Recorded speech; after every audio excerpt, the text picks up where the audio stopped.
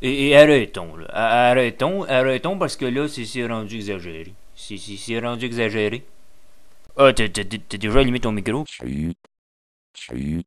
Ce soir, à notre première de l'émission, entre quatre murs qui n'ont pas d'oreilles, nous avons le plaisir de recevoir l'émérite analyste sportif et ex-entraîneur Michel Bergeron. Bonsoir Michel, ravi de vous avoir à l'émission.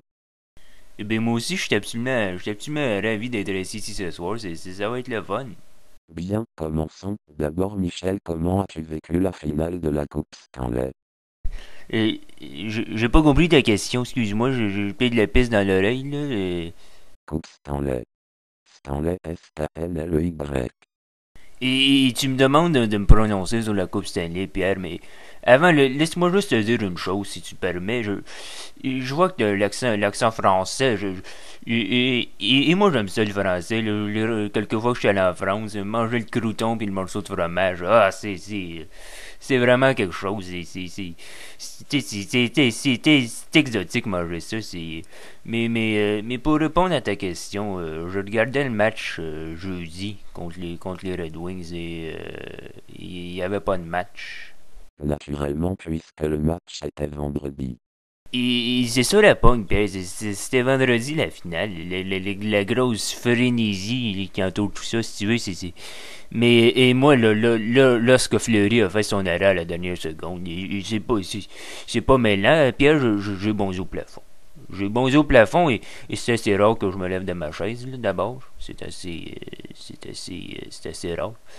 Mais j'ai bondi au plafond parce que pour moi, entraîneur de Dravas de Trois-Rivières, de voir des Québécois soulever la coupe, que ce soit à Montréal ou ailleurs, c'est toujours, c'est toujours un velours, ça me fait toujours un petit velours. Je trouve ça le fun, je trouve ça beau de voir les Québécois soulever le plus beau trophée du monde entier.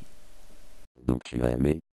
Et écoute, le mot est faible, Pierre. J'ai aimé, c'était vraiment une finale digne de ce nom. Mais faudra qu'on m'explique juste une chose, par contre. Il y a juste une petite chose que je comprends pas.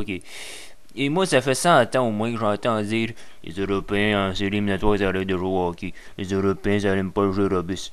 Et là, et à quoi on assiste dans les 2 dernières années? Ce sont des Européens qui ont remporté le trophée Conn Smythe. Alors, et moi, je ne la comprends pas, celle-là. Il faudra vraiment qu'on me dise, Michel, assieds-toi, je vais t'expliquer quelque chose. Sans quoi, je vais être obligé de jouer à l'autruche et de m'enfuir la tête dans le sable. Ça serait désolant, en espérant que tes collègues aient entendu cet appel à l'aide. Michel, le repêchage est dans 3 semaines. Peut-on s'attendre à un coup d'éclat de Bob Gainey? Et le fameux coup d'état que tout le monde attend à Montréal, et ce qui va se produire cette année, et malheureusement, je ne le pense pas, Pierre, je ne le pense pas. Et est-ce que Bob Gainey va sortir son garde-robe? Je ne le pense pas non plus. Le tandem Martin-Guéné, c'est toujours la même chose. C'est l'immobilisme. Mais moi, j'aimerais tellement ça. Là.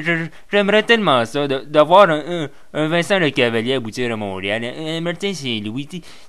Quelque chose pour se mettre sous la dent. Quelque chose pour croquer un peu. Là. Parce que là, ce que les gens ne réalisent peut-être pas, ou ce que les gens ne savent peut-être pas, là, c'est qui l'an prochain notre premier centre à Montréal, Pierre? C'est Thomas Plekanec, notre premier centre. Et moi, les Plekanec, les Coticine, les Perez-Hogan, les Bazikorov, non, mais les Pierre, là, j'ai de la misère avec ces joueurs-là. Je suis tanné de voir ça à Montréal, Pierre. Et c'est toujours ça, année après année. Et ça nous prend des joueurs qui jouent dur, Pierre. Qui jouent dur. Ça nous prend des Maxime Talbot de ce monde. Et qu'est-ce qu'on repêche année après année? Ce sont des joueurs issus des ligues américaines. Et je trouve ça épouvantable, Pierre. Les David Fisher de ce monde, les Pacioretty de ce monde. Écoute, je les aime bien. Ce sont des bons garçons. Mais est-ce que ce sont ces joueurs-là qui vont te faire gagner à Montréal? Je ne le pense pas, Pierre, honnêtement. Et j'ai peur pour cette année. J'ai peur que Bob Gainey, encore une fois, se mérite la note de D-, Pierre. Rien de très réjouissant alors, mais justement le cavalier, y crois-tu encore Michel? Et cette question-là, Pierre, elle est difficile à répondre simplement parce que je suis pas dans le secret des dieux.